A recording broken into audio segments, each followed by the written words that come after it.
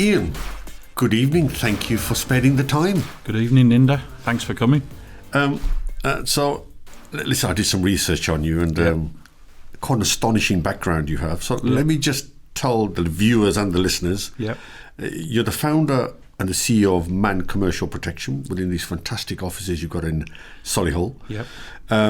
Started in 1993 in the West Midlands. Now, you are specialist as a specialist security company. Correct. So that means you look after buildings, but interestingly, you look after people as well. Property and people.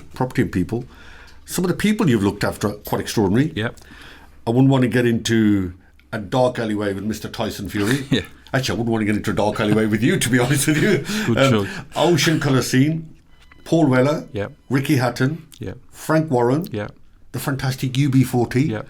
So these are some of the kind of people. Just that the flavour, really. And what makes you interesting is not only your journey running this sort of business, but you actually employ a lot of people, 1,700 people. And you are growing rapidly, as recognised by the Sunday Times, and you are now seen as one of the biggest private security companies the region West Midlands has ever seen. We're the biggest that's ever been in the West Midlands, and we're certainly one of the biggest in the UK. Fantastic. Now, what's interesting, when we spoke before the recording, I did ask you, I said, well, you know, where did you get this entrepreneurial flair and zeal for? Were you surrounded, I asked you, by people that had been in business, maybe in your family or your friends, but actually you shook your head and said, actually, I didn't know what entrepreneurship or business is about, really. No. And it's so tell me, how did you end up? And this is interesting because when you ask entrepreneurs what makes you tick, and one of the things they always say, you need a work ethic. That came from boxing, didn't it? That came from you as a boxer, not from an entrepreneurial journey. But so tell me a bit about the boxing. Well, as a young boy, boxing certainly in the West Midlands and everything else, it was the discipline of the boxing. So getting out of bed to do your training, going to the gym and training hard and working with other fighters, sparring and working hard. It's that discipline. And once you've got that discipline of self-control, it's not a team game, it's an individual game. So one thing that I always look back on, in the last 27 years, I've only had one day off sick because the discipline, and obviously even during the pandemic, our business grew rapidly. Certainly we're in our office today. In this whole area was probably one of the only businesses working, and it was really busy. So from our point of view, it's been about continual growth, but the whole discipline has to come from within. But discipline is one thing, but setting up a business is another thing. So tell me, did I get this right? But from boxing, because of your stature, Now, you told me, and I quite understood this. You said because you were a boxer, not only did you have discipline, self-control, but with it came confidence, self-confidence, 100%. And you said your body language, and knowing how to talk to people, and body language, absolutely. And one of the other things I noted, if you ever meet a bouncer or somebody, a security guard at the door, is they're well-mannered. Of course. They're in control. Professional. They're in control. And so those are skills you pick Absolutely, up. You have to learn it. And as I said, I'm 58 now. When I started working doors, I was 18, so it's 40 years ago. So from that point of view, you learn quick. So from boxing, you became a security... working on pubs and clubs. And then how Man come about was, in 1993, my father, Sam, had retired from West Midlands Police. He'd done his 30 years, and he'd always said to me, I need to get you off the doors, etc. Let's set something up. So Sam had a colleague that he'd worked with in Lloyd House in Birmingham, another police guy called Dave Atkins. So and then I was working at the time at Liberty's nightclub in Birmingham, and the head doorman at the time, a very good friend of mine, was Johnny Neighbour. So a lot of people always ask about what does Man stand for. Well, Man stands for McCallister, Atkins and Neighbour, and that's how it started in 1993. And I always say that there must have been something along the lines of it being meant to happen, because it didn't say Mac or didn't say Maz or didn't say Mass. It said man. And the man is so incredible from our point of view to be in a manned guarding industry and being in a security industry. And as I said, over the years, we've explained many, many times what it stands for, Manned Commercial Protection, and it is the initials of the 4 founder partners. So let me take you back to setting up the business. Yep. So you went from boxing, Yeah. security guard, Yeah. managing doors. Yeah. That's different from running a business. It is, but it's also dealing with people. So what happens always, you've got people coming to the door, you're dealing with managers, you're dealing with people whose demands aren't what can happen. You're saying no to people. Certain people don't like to have the word no. It's understanding people, body awareness, body culture, looking at people to see what their eyes are like, what their attitude's like, looking for all different things, and it creates a massive opportunity where you learn on the job. So you think those skills that you got, Yeah. so forget the physical, but the fact that you understood how to deal with people made setting up a business much easier. Did you? Because you didn't have any management training or No. business training. No. So you learned on the job. Yeah, well, listen, I left school on a Friday and started work at 17 in a butcher's shop, and I was there for like 6 months. I never sat one exam. Never went to university, never went to anything like, never sat one exam. It was just the way it was. And from my point of view, I always wanted in business to work for myself, and I always wanted to be in that position where employing people and growing the business. And obviously it's got to the size it is now, but after 32 years, it's took a long time. So basically, it's took us 32 years to be an overnight success. Okay, so you set up, and obviously you'd got a reputation of knowing what to do on doors and things. But how did you actually then start to get contracts? Because that's difficult, isn't it, for any new business, is to get that revenue in. And apart from the fact that you had great communication skills, you understood security having done it. Yeah. But getting contracts is but also revenue in. But I always knew, surround yourself with the best possible people. Try and get the best in class. So from our point of view, it was the same with clients. We needed to make sure we was going to get paid.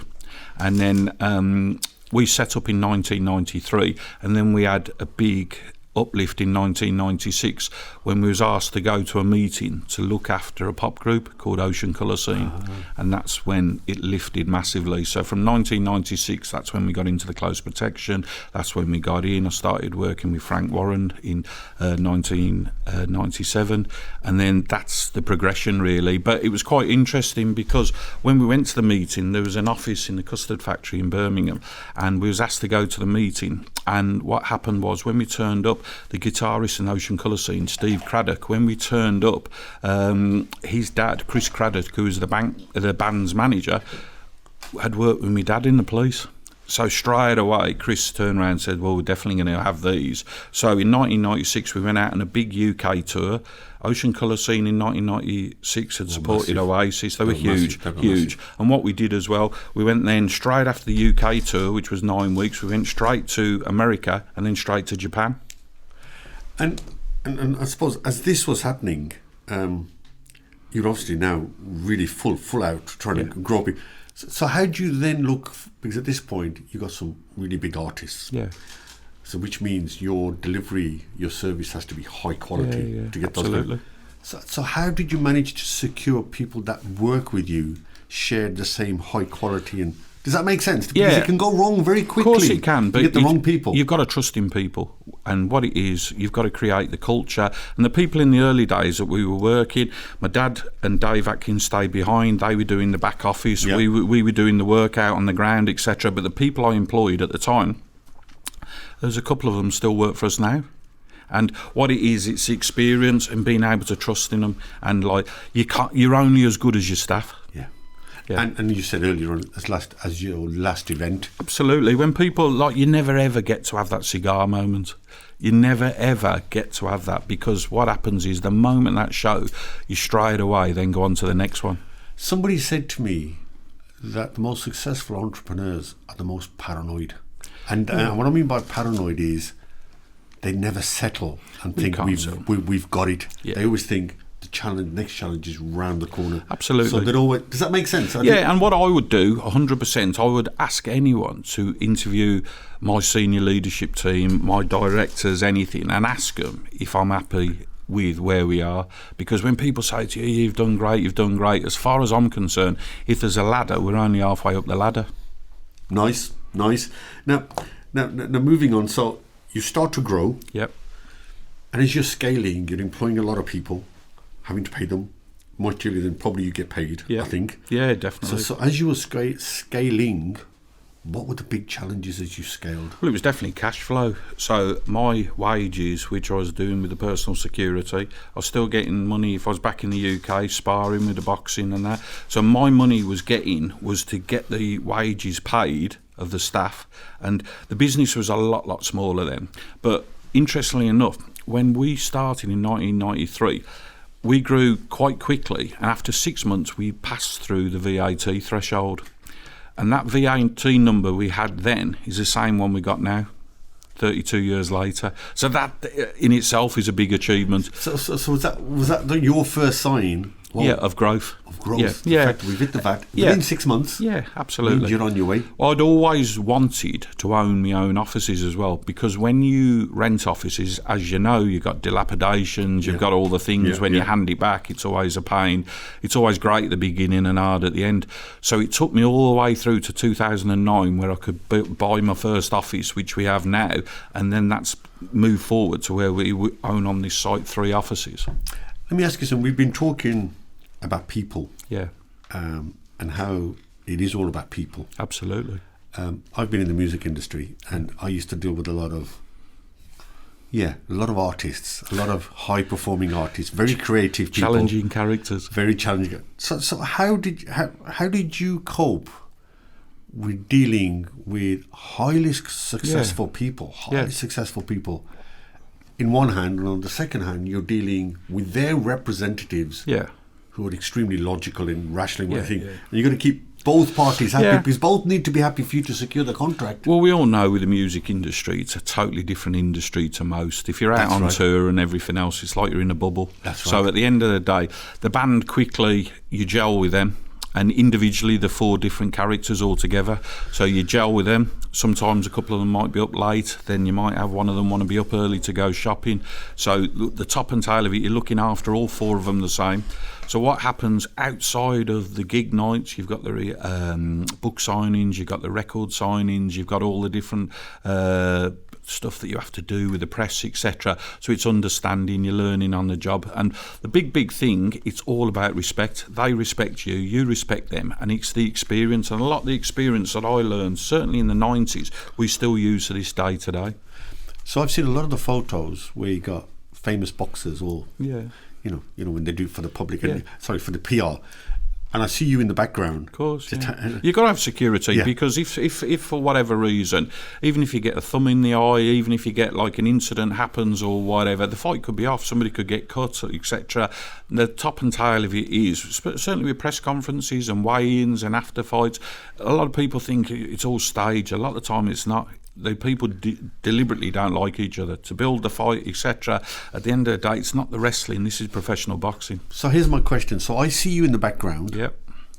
Now you can't be everywhere. No. But that's why I've got teams. Yeah. So those teams that now are in these multiple locations, how do you ensure they got the same thinking as you? Just experience working with me. And like as I said, when we do shows now, it's massively important because we have the responsibility. I have responsibility of things like show stop. So if there is an issue on the night, we have to stop the show. That means stop the TV, stop the crowd.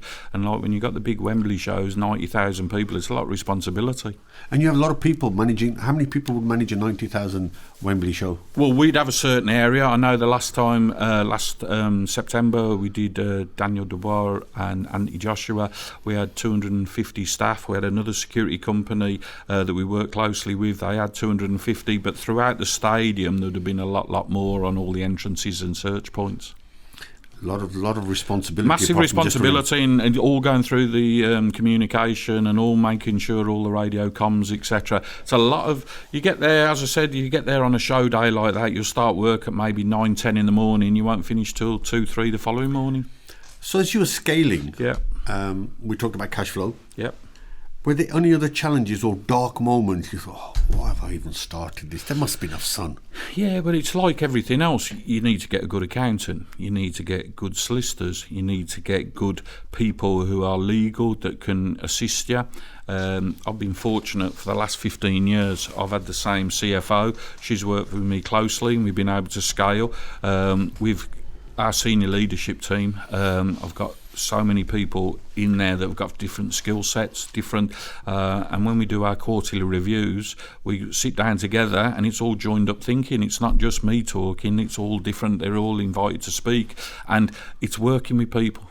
But were there dark moments where you thought... Yeah, well, as always, in 32 years, it's impossible to have, challenges. But I get asked all the time, what's the biggest risk to your business? And I said, we've just been through a pandemic. Because our business grew in the pandemic, and what is strange, and it really is strange, Ninda, is our clients grew because we was doing a lot of distribution companies. People were at home, they were ordering parcels.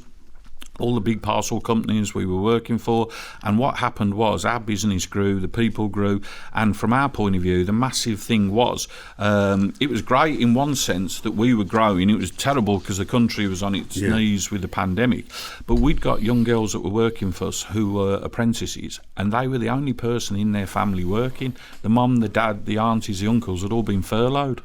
So I think it was good for their mental health. I think it was good for their work ethic, and the work hard, I think, was key to us because from our point of view, it just showed what we can do when it's tough times. And that's what always with tough times, the toughest people win. So people have said to me in the past, the biggest risk to a business is cash flow and finance, and you've already covered that one because you work well with. And sometimes people scale too quick. Yeah, and the second one they always say to me, it's interesting, you just showed me around, is your people. Yeah. So one mistake from one person can bring the whole reputation. So what I saw earlier on was actually that risk you counter because you place a lot of emphasis on training, and I've just seen all your training rooms, remarkable. So again, I think what you're trying to tell me, and for anybody who's in business, is your people, if they're your most valuable asset, then equally they're probably your most biggest risk. Yeah. But if you can train them, build a culture of training, absolutely, then you mitigate that risk. Am I right? Correct. And what we did, we identified about building our own training academy. And the reason we did that is because we want to always be able to go to the next level. And from our point of view, our business is so regulated and so licensed, and all security officers first aid trained and have to do body language training, all different types of training. So rather than us try and get our staff to go elsewhere, we wanted it to bring in-house, and it's been successful for us. And what we're doing now, we're partnering with local colleges as well, so we can help some of the younger ones, and we can help people that are in other industries that want to come into our industry. So what do people, this must be interesting, so when people come to want to join you, are these people that used to be just like you, boxers? I mean, what propels these people to come into sort of the kind of security? Well, it's interesting enough. And how do you recruit, if that makes sense? Well, we've got our own in-house recruitment team. Okay. Yeah, so we work very hard with recruitment. We work hard as well with staff that currently work for us, getting them to do referrals. We work closely, obviously the obvious ones like Indeed and Occupop. We do all that. We do a lot, obviously, with the social media. We do a lot, obviously, LinkedIn, Facebook, Instagram, all the normal stuff. But from our point of view, it's the reputation. So after 32 years, and then what it is as well, people, if they're in the house on a Saturday night and they see the boxing, or if they're driving, they see signs, or there's many different ways where people will say they want to come and work. What was extraordinary, you just showed me upstairs a very intensive vetting procedure. Yeah. So almost you're quite good at deciding who should join you. Yeah. Because you put them through quite a lot of... Well, we have to as well, and we have to comply with all our British standards, you see. So we're audited 4 and 5 times a year, and when we get audited very, very strict. So we have to make sure everything's in place. So we're a market leader when it comes to what we do. So we can't have no gaps in the vetting, the screening, the training, the licensing. Well, let me just pick up the word reputation and brand. Yeah. You've heard the news where there's been overcrowding in nightclubs, where too many people have been let into a club, and then people have died as a result of it. Abroad, We've heard of people who go to a nightclub and get stabbed inside, and so you can see why, for a business like yours, reputation and brand is all important, because the implications of you not doing what you're supposed to be doing could lead to death. Well, absolutely. So one of the first things we identified when we started was not to do the nighttime economy. So we never wanted to do pubs and clubs, etc. The reason being because it's high risk for low value. So from our point of view, we moved away from that. So we wanted to be more corporate. And quite interesting, you said about picking up on people who want to come to work for us. Our name is Man, but it's been great over the last 10 years to see more women coming into our industry. We've got some great, head office, I'd say, is 70% female, which is great with all the different departments and teams, but the actual girls out on the ground as well. Got some great contract managers, we've got some great directors, but also supervisors and managers on site. So we've talked about recruitment, how you recruit is by making your brand a lot more successful, because as your brand grows, then people want to join a successful brand. Correct. So not only do you concentrate on raising your brand to recruit, not only just for sales, but actually as a recruiting exercise, and people forget that. Yeah, they think it's all about sales, it's about recruitment. Absolutely. And I think if your brand's growing, you tend to keep them. Now, what you're very good at is, firstly, you're very careful about who you recruit. Yep. I've seen the vetting. Yep. Then you're very careful about, once they're inside, how you continue to train them. Yeah, and the culture. And through the training, they build a culture. And then, of course, what you do then is, once they're out on site at these incredibly important shows, because remember, it can all go wrong at Wembley as well. Yeah, absolutely. And so you need to be really... So your systems, and I've just been upstairs, your systems must be amazing to make sure, a bit like McDonald's, that you've got a consistent delivery. 100%. Am I right? Yeah, absolutely. So if you went to visit one of our sites today, and the first person you met, whether it's a concierge site, whether it's a distribution centre, your interaction on site is, from our guards' point of view, they are the directors of first impression. A bit like a taxi driver to a city. Correct. Okay, moving on. So you grew, obviously with scaling, it's people, and you sort of got around that. It's finance, but you sort of got around that. Yeah. Culture, because that's what tends to disappear when you start to grow, because you become so big that, and you've put steps to make sure culture continues. Yeah. It's important, interesting that you said, as you sit around the table, you let the other people do the talking. Yes. And then you join in some, get their ideas. That's the old saying, isn't it? You got 2 ears and 1 mouth. So you're growing rapidly, but some people say to grow that rapidly, actually nothing else matters. In other words, you throw yourself fully in it. And some entrepreneurs have told me you have to accept that's the sacrifice you have to do to build a business. Yeah. You can't be half-baked. So, one, do you agree, particularly in the early years? And secondly, do you have regrets perhaps on life-work balance?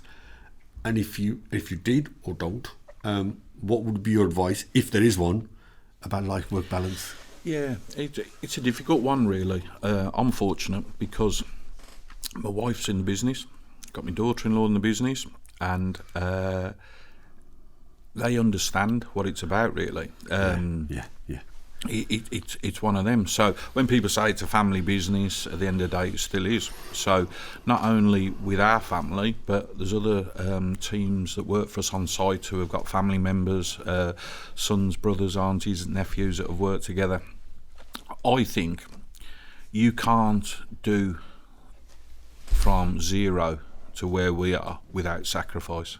You can't do it, because at the end of the day, we haven't had private equity, we've not requested it, we haven't had any VC, we haven't had any loans or grants. The first thing happened in COVID, they talked about buyback loans. I said I didn't want them. So from our point of view, it's been about, we've had to do it, plough our own furlough, really, and that's what I'm after. But you've got a solid foundation as a result. Now we have, after 32 years, because it's constantly building on it and building on it. And as I said, we're not rash with what we do. We're not rash where we don't make daft decisions. We try and think about it. And that's why when I bought the 3 offices, and now we're up to 12,500 square foot, we've got a capacity to grow.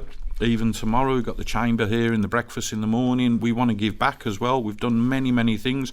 Last year, we donated over 20 grand to charity, 3 different charities, because we want to give back. We've had meetings today about potential charity and potential doing some stuff and mentoring and all that. You've just said, I take what you've just said, it's taken me 32 odd years. So patience is key, isn't it? Yeah, it's massive. Yeah, patience not is rushing key. in, fools rushing. So one of the things for entrepreneurs is that you have to be incredibly patient. Yeah. Build the foundations, get them solid, don't rush where possible, and patience is key. Wasn't it Gordon Ramsay who said that 85% of restaurants, new ones, go bump within 2 years? And is that because they're not patient? What was that? It's because they obviously haven't read the room right, and they haven't done it. And the thing is, from a business point of view, you've got to be able to grow your business at the right pace. There's been challenges. People say at the moment it's tough and everything. In the last 32 years, there's been 2 other recessions. We've worked through the recessions. It's just making sure. It's like even at head office where we are today. All the people work hard, they get looked after, but we don't have people sat around, none of them doing nothing, because at the end of the day, we still run it as lean as we can, because the top and tail of it, it's making sure it's the right. To stay lean. Yeah. Stay lean. You talked about giving back. You're also quite heavily into mentoring, aren't you? You believe that's important? Yeah. And why do you think that's important for somebody like you? Massively, really, because I didn't really have the chance when I did it. So if I can pass on to people, and it's all been self-taught and self-learned. I've surrounded myself, as I said, with some really good people. I've had good people that have been able to assist as we've grown. And as I said, we mentioned earlier about potential acquisitions. That's what I'm looking at, making sure you got everything in place. And as you continue to grow and work hard and everything else, if I could then help somebody else, and there's been many times when I'm asked questions, I can think of numerous occasions where people have said to me about taking on a property or taking on a loan or guarantor and trying to help them. You said you mentor people because you didn't have that. I agree with you. I think anybody who set up any business 30 odd years ago, actually you just sank or swam. Yeah. There's nobody around to help you. Just get on with it. You just got on with it. And you learned on the job. Yeah. So I suppose with that in mind then, what's the biggest lesson you've learned that you would now pass on to someone else to say, over the 32 years, this is what I learned? Any particular lesson? Yeah, well, I always say that sometimes people get to £1 million turnover and they think they're Alan Sugar. And what happens with that is it's not. It's the old saying, isn't it, about the profit and the sanity. Yeah. And from my point of view, it's about continual growth. It's about keeping your team, making sure that you work hard with your team, and also as well, what we've been able to do over the last 4 or 5 years is become award-winning. And the great thing about being able to demonstrate by winning awards is that we're doing something right.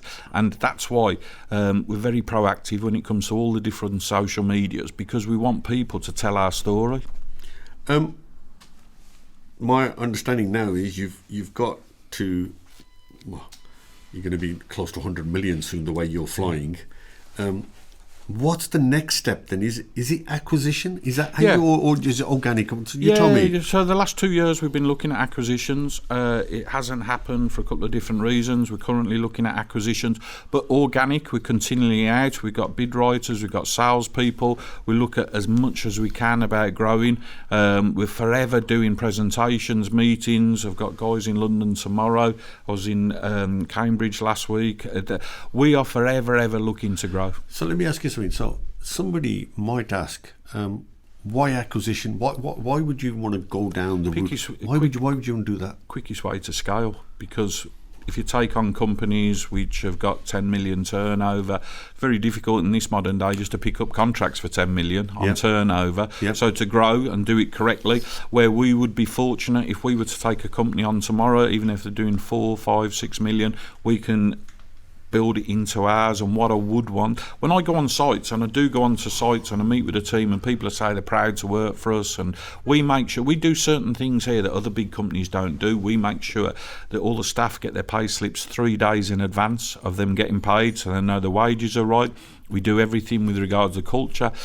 Both in the 25-year anniversary and the 30th anniversary, we made sure the girls went out all around the whole UK delivering cupcakes, speaking with the staff. And what we've done over the last 3-4 years as well, at Christmas in November, we've done a big raffle and we've been able to donate prizes, whether it's iPhones, iPads and hampers and all that, to keep the morale and the culture.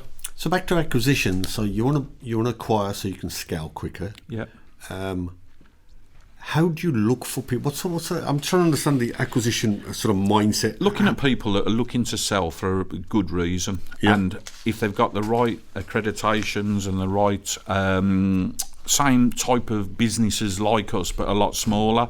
And the main reason, it can be for anything. It could be retirement. It could be they've had enough of the industry. We're a very, very regulated industry, so they might think I've had enough of this. Yeah. Like at the end of the day, you could set a business up tomorrow a lot easier without the regulations that we have. So from our point of view, for me, it's about the continual growth. So here's the question for you then, is whilst you're looking at these acquisitions, and I understand the rationale totally, do you not have a fear that it could all go wrong if you get the wrong acquisition? And if so, how do you counter that? Because some of the big businesses, if you check where they went wrong, they went wrong when they acquired somebody. Yeah. I mean, you've only got to look at the big banking system. Yeah. NatWest and RBS when they bought that Belgian bank. Correct. Boom, it all blew up. Yeah. So does that not keep you awake, or you think?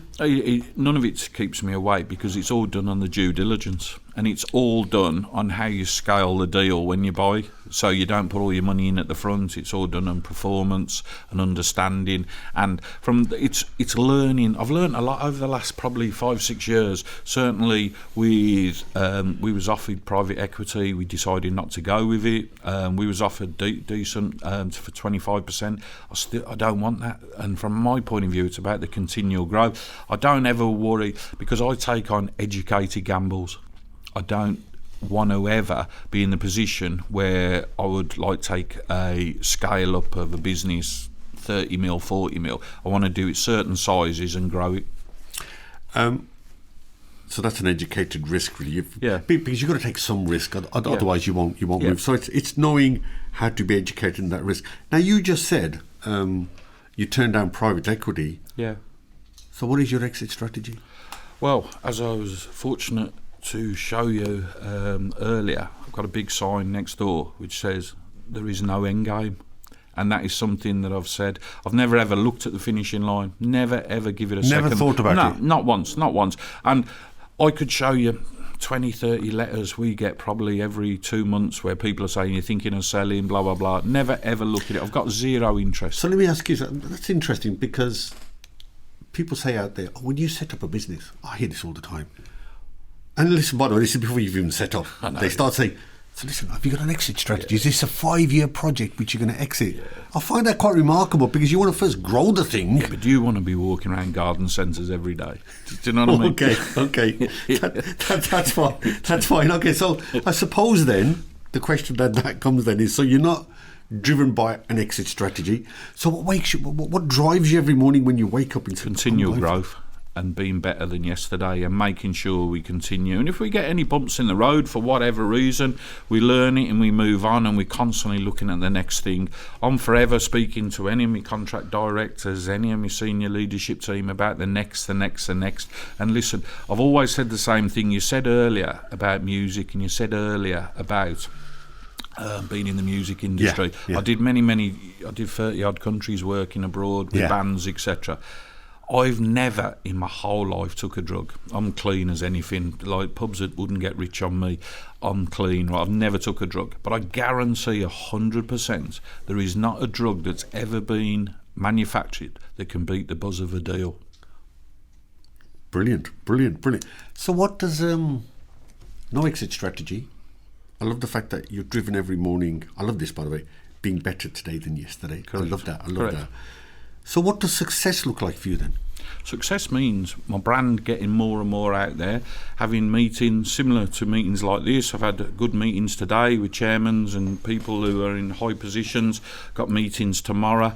It's all about the continued growth. I'm proud when I see the brand, and as I said, I'm fortunate over the last 18 months now, we've done 9 shows in Saudi. So for us, with the boxing, with Frank Warren's Queensbury Promotions, we've done all Tyson Fury, Usyk, anti-Joshua fights in Saudi. So that's been another proud moment for us, because it's been able to assist. But always, from my point of view, it's about the continual growth, the team working together and building the business to where I need it to be. Just a couple of questions. And then I'm going to wrap up. You've just talked about Saudi. Yeah. Are you excited by the growth of sport globally? Because the more that grows, I'm looking at somebody like you in that sort of sports play. I mean, that's got to be brilliant for you, because as it grows, you're with it. Yeah, and it's unbelievable, because having gone to Riyadh the first time, when we went over there, it was a show, Tyson Fury against Nagano, and it was nearly 20 months ago now. When we went to Riyadh, when we go back to Riyadh, I was there in February, the place looks different because it's continually grown. Like the arena that Tyson Fury fought Usyk in was built in 90 days. Like, it's incredible how they work in Saudi and everything else. 90 days. 90 days. There's a programme on Netflix called Battle of the Baddest, and it shows from the spade in the ground to the end. The arena, the show and everything was built in 90 days. So tell me, if you've seen a stadium built in 90 days, are you frustrated then by things that hold us back in this country, that hold back business? Because you've seen it globally, the way things fly and move quick. Yeah. So I'll tell you why I say that, because people say, oh God, national insurance contributions have gone up, living wage has gone up, we're now going to pay this tax. So in almost, there feels, rightly or wrongly, and people agree or disagree, that you're disincentivized. In other words, there's no incentive to start a business. And then when you say, on top of that, boy, in other countries they do things in 90 days, which takes us years. Yeah. Do you agree with people when they say there's no incentive to be an entrepreneur in this country? There is, and I often think, and I've said, the amount of people that have done really well in this country building businesses, they should be really, really lauded. But so many people. You talk about the West Midlands, you've got Gymshark less than 3 mile down the road. They might as well be in London, because nobody in the Midlands talks about them. I think one of the problems in this country culturally is, unlike a couple of other countries, but I think Europe in itself is afflicted by this problem. Europe is that entrepreneurs are just not lauded. Yes. And there's a great argument that entrepreneurs make the best politicians.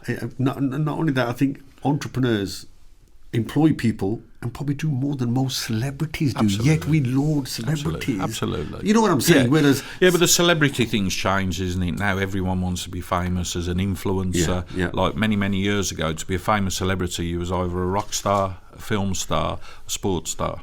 Now it's somebody that's like doing something on Instagram. Well, good news, because you've got more and more potential clients. That's going to be so great for you. Okay, so here's my question, and because we talked about it before, and the reason why I asked about not politics but setting up business, you said to me earlier on, you've seen recessions, you've seen all the kind of problems that people talk about every year, but you set up a business. So you said to me earlier on, doesn't matter what's going on, follow your dream.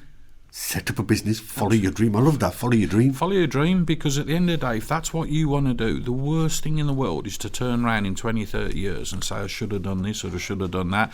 Go for it, and if it doesn't work, at least you've tried. So really, it doesn't matter what's happening politically, it doesn't matter what's happening around you. Just, you can't change stuff that you've got no control. It's controlling the controllables, isn't it? Yeah. So here's my last sort of couple of questions. So, new entrepreneur wants to set up. Yeah. What 3 tips would you give them? Surround himself with the best possible people.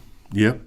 Make sure that they don't run out of cash too quick. Yep. And I would guarantee, if they can, take plenty of advice before they start, because sometimes when people start, they haven't took the advice, and you need that advice, because the things that I've learned along the line certainly has been a lot of assistance with people that have brought in at a senior level.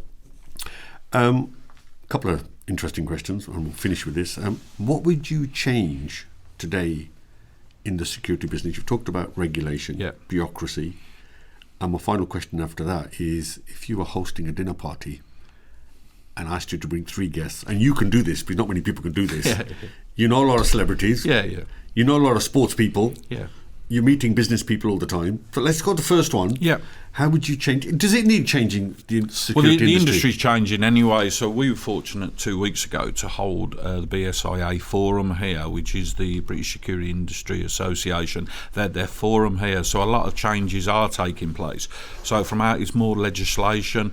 Unfortunately, after the Manchester attacks, there's you mentioned earlier about nightclubs and pubs. That's well, right. some of that's going to change now with Martin's Law, which is an Act of Parliament that's come through, and it's all come through through a tragedy, unfortunately. That's but the lady there that's brought it through, Figan Murray, she's done a great job to bring it through, because it was one of her son got killed in the attacks. But she's done a brilliant job. It's gone through to an Act of Parliament. It's a great thing that she's done. So our industry is getting more and more regulated. One of the issues we always have, and I've said this before, is that if you get a security guard on EastEnders, Coronation Street, Emmerdale, he's never up to any good. He's always up to no good. He could be a drug dealer. Perception. He could be correct. So all that never helps or whatever. But we've done a lot over the years to try and change perception. It's amazing how people come and they think, oh, it's going to be bouncers and all that, and then what it is, they come in and go, wow, it's like a corporate office. Okay, so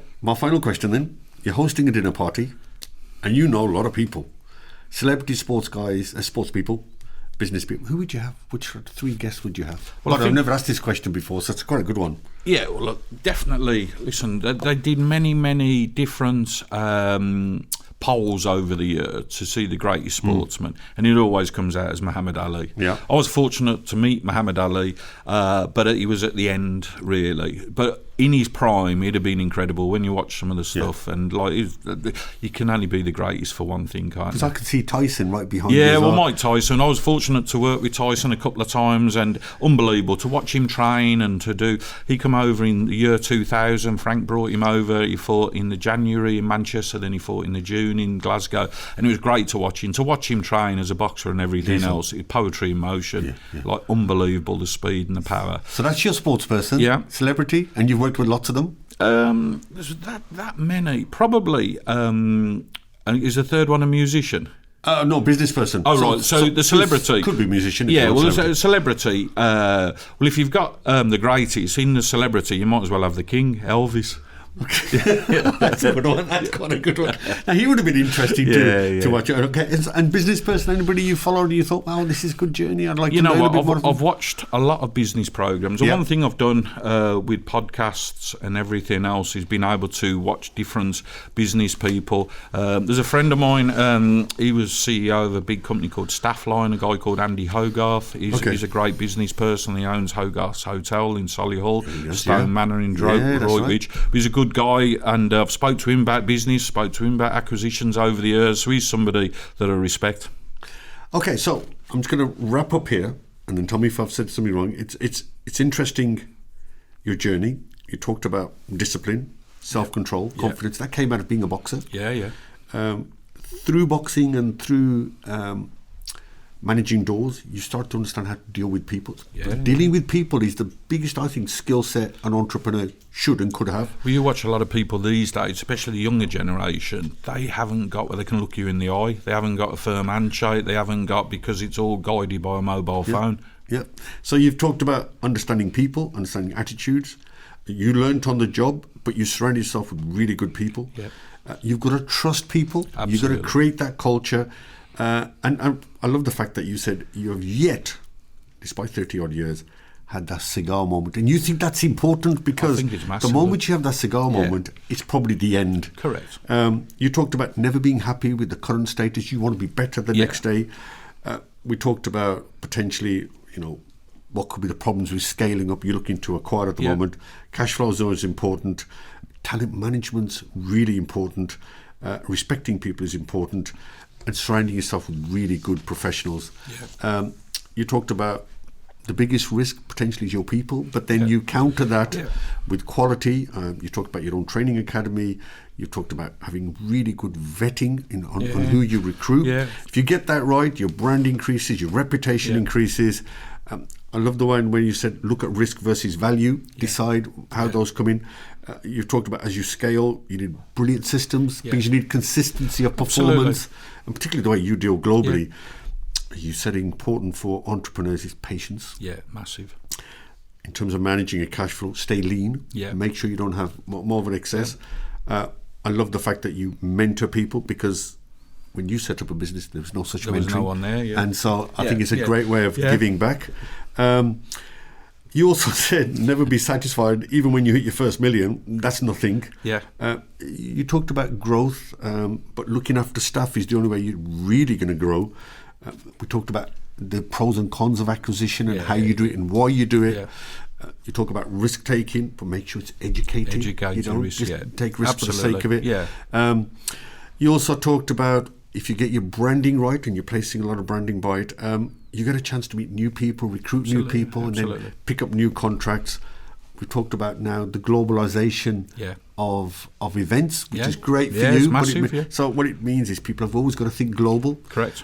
You lament quite rightly that entrepreneurship maybe isn't as rated as it should be, and it should be. They create the most jobs. You've talked about always follow your dream. Absolutely. Don't give up. So if you want to set up your business, doesn't matter what's going on around you, just set it up, surround yourself with best people, manage your cash flow, take lots of advice before you start.